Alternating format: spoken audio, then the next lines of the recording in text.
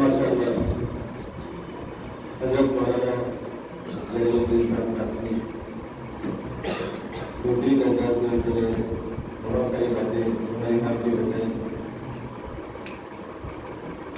اور اس کے بعد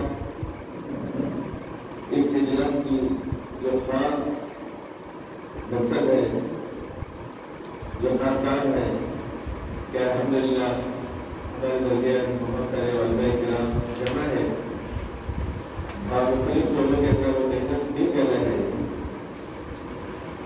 آج کے اجلاس کی جو بات تھی کہ علماء کرام کو ملا کر ہمارے شعبے جیسے کے اندر کوئی ایسا عمل طے کیا جائے، جیسے کہ مفتی صاحب نے ابھی بتایا کہ بہت ساری باتیں بتائی تھی کہ ان چیزوں کے اوپر ہمیں غور سے بتاتا ہے اور اپنی تجاویزات کو پیش کرتے ہیں۔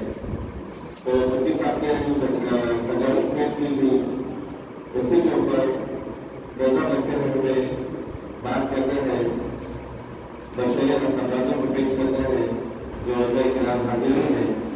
اس کے لیے میں سب سے پہلے ہمارے درمیان میں محترم حضرت مولانا عبدالبابو صاحب ہیں جو کو آواز کے بعد کی رائے اور اپنے تجاویزات اور تاثرات کو پیش کریں۔ حضرت مولانا عبدالبابو صاحب جو جمعیت علماء صدر بھی ہے اور جامعہ دارالسلام کی مرتبط بھی ہے، اس کے بارے میں بہت سارا کام کر رہے ہیں، اس کو آواز دیتا ہوں کہ میں اور تجاویزات کو پیش کروں۔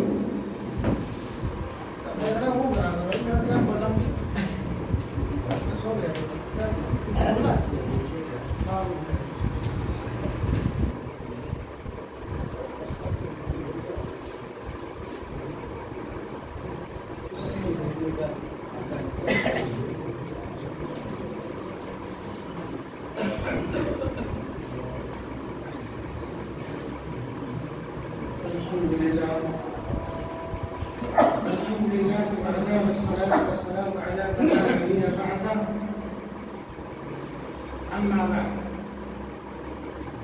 أعوذ بالله من الشيطان الرجيم بسم الله الرحمن الرحيم يا أيها الذين آمنوا ادخلوا في السلم كافة وقال رسول الله صلى الله عليه وسلم المسلم من سلم المسلمون من لسانه ويده والمهاجر من هجر ما نهى الله عنه. هذا لفظ البخاري. ولمسلم قال إن رجلا سأل النبي صلى الله عليه وسلم أي المسلمين خير؟ قال المسلم من سلم المسلمون من لسانه ويده، أو كما قال عليه الصلاة والسلام۔ حضرت گرامی علماء کرام اور اسٹیج پر جلوہ فروز معزز مہمانان کرام، یہ جو مقصد ہے ہمارے مجتمع ہونے کا، اکٹھا ہونے کا، ایک بہترین مقصد ہے۔ دوستوں بزرگوں، اللہ کے رسول صلی اللہ علیہ وسلم کے پاس ایک شخص آئے اور سوال کیا فَأُحِبُّ أَنْ أَكُونَ خَيْرَ النَّاسِ، اے اللہ کے رسول، میں معاشرے میں لوگوں میں سب سے بہتر بننا چاہتا ہوں، سب سے اکون حب الناس۔ اللہ کے رسول صلی اللہ علیہ وسلم نے فرمایا خیر الناس من ينفع الناس فكن نافعا لهم۔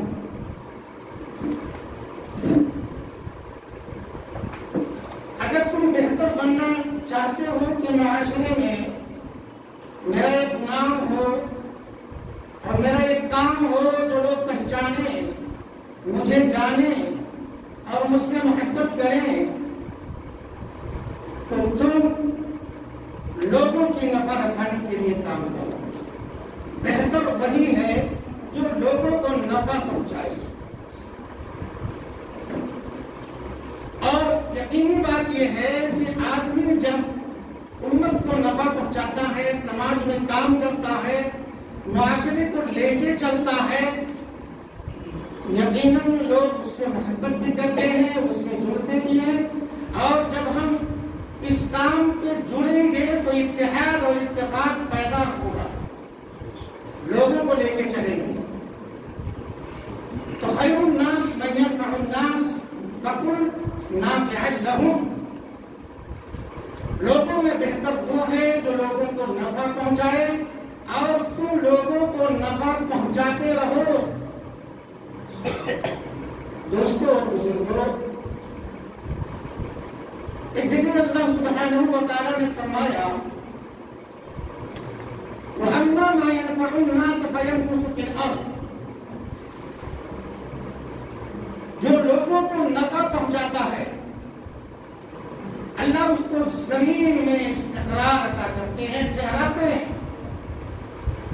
آپ دیکھیں جو کوئی درخت پھلدار ہوتا ہے یا کوئی بھی شے ایسی ہے جو نفع بخش ہو تو لوگ اس کو باقی رکھتے ہیں.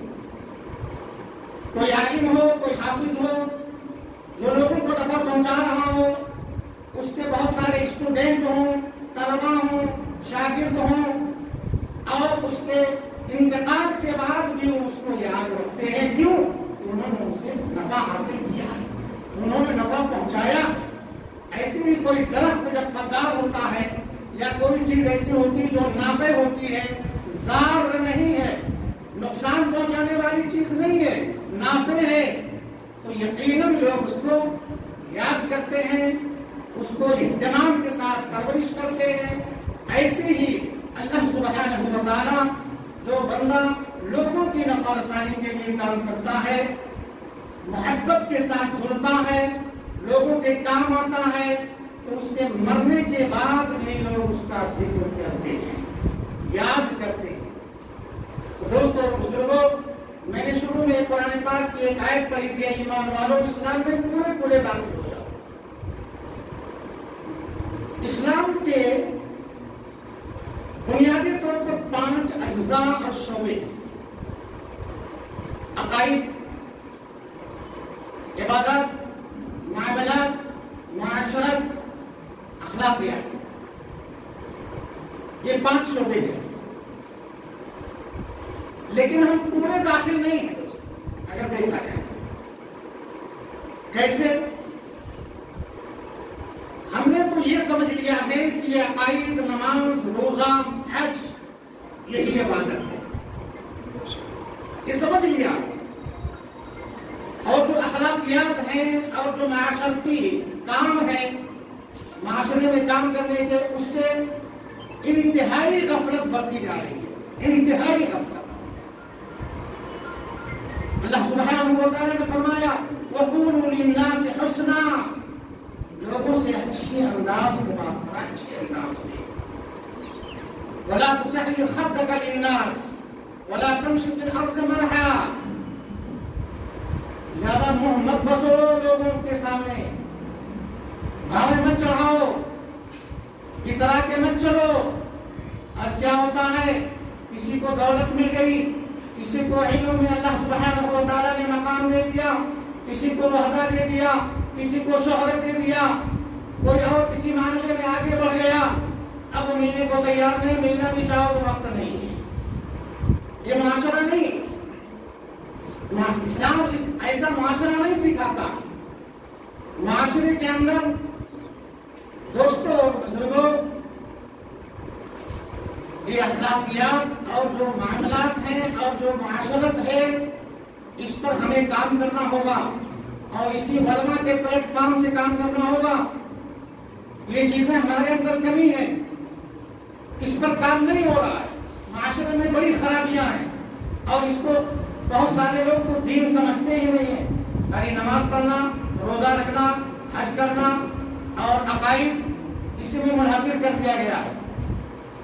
لیکن دوستوں نہیں، جس طریقے سے یہ عبادات ضروری ہیں، ایسے ہی یہ معاملات اور معاشرات اور اخلاقیات بھی ہوتی ہیں، یہ بھی اسلام کے شعبے ہیں، اس سے نظر انداز نہیں ہو سکتے ہیں، نظر انداز نہیں کیا جا سکتا اس کو۔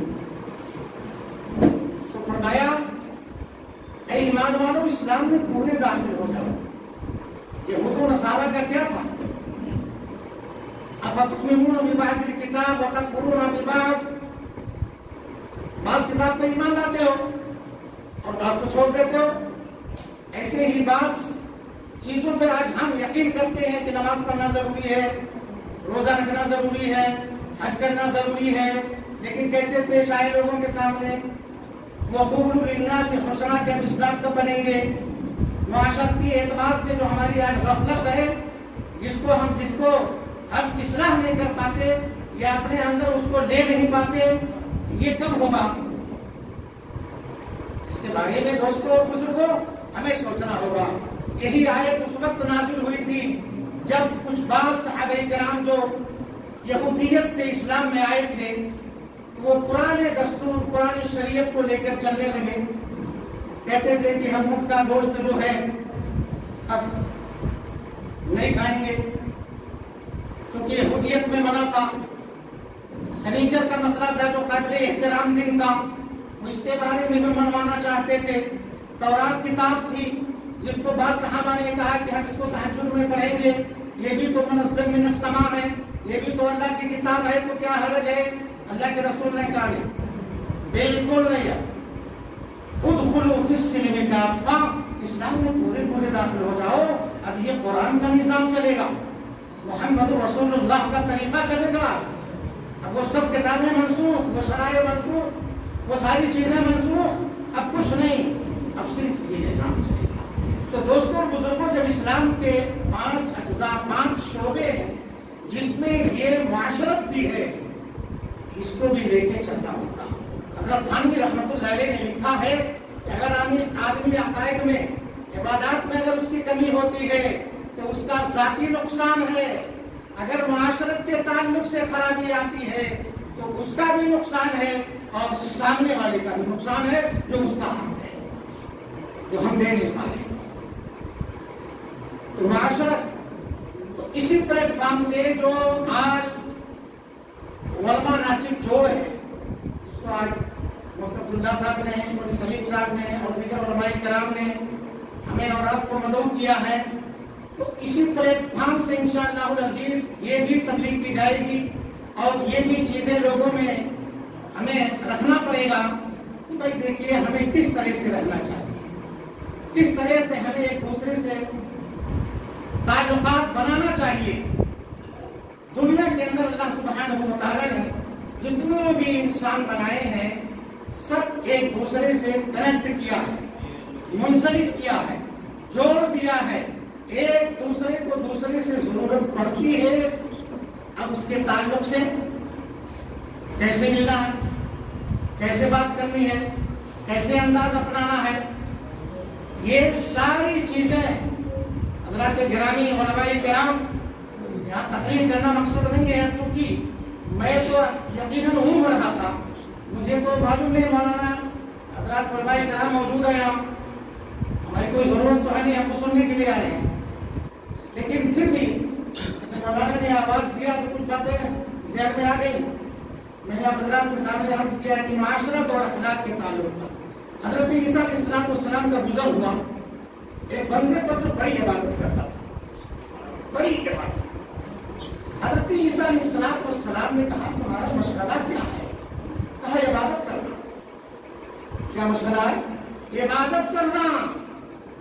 حضرت سیدنا عیسیٰ علیہ السلام نے فرمایا کہ تمہارا کفن کون ہے؟ تمہاری خدمت کون کرتا ہے؟ تمہیں خرچہ کون دیتا ہے؟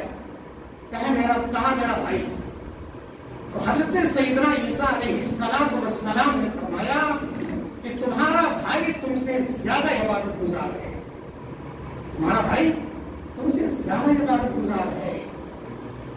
اور یہ دوستوں اور بزرگوں، ایک نبی وقت کے نبی نے فرمایا، اور یہی چیز اللہ کے رسول نے بھی فرمایا کہ جس کے اخلاق اچھے ہوں گے وہ النہار اور قائم اللیل کے برابر اس کو مرتبہ مل سکتا ہے. یہ حدیث ہے. تو ہمیں حسن اخلاق کے ساتھ پیش آنا ہے. وقولوا للناس حسنا کا مصداق بننا ہے اور لوگوں میں ایک پیغام بھیجنا ہے کہ دوستوں اور بزرگوں، اسلام یہ چیزیں سکھاتا ہے. اسلام کی تعلیم ہے. اسلام ایسا نہیں دوستو یہ کہ چند کچھ باتیں اور کچھ تصورات، کچھ خیالات، کچھ اعمال کی پابندی ہو ہمارے اندر. ایسا نہیں. اسلام زندگی کے ہر شعبے پر حاوی ہے. ہر شعبے پر حاوی ہے اسلام. یعنی اسلام نے کوئی گوشہ، کوئی شوشہ نہیں چھوڑا ہے. ہماری زندگی کے اعتبار سے، معاشرت کے اعتبار سے، اخلاق کے اعتبار سے جو بتایا نہ ہو تفصیلی طور پر، تو دوستوں اور بزرگوں ہمیں اس پر بھی نظر رکھنا ہے. باقی باتیں علماء کرام جو ہمارے مخصوص مہمان ہیں وہ عرض کریں گے. اللہ ہمیں سننے سے زیادہ عمل کی توفیق عطا فرمائے. وآخر دعوانا الحمد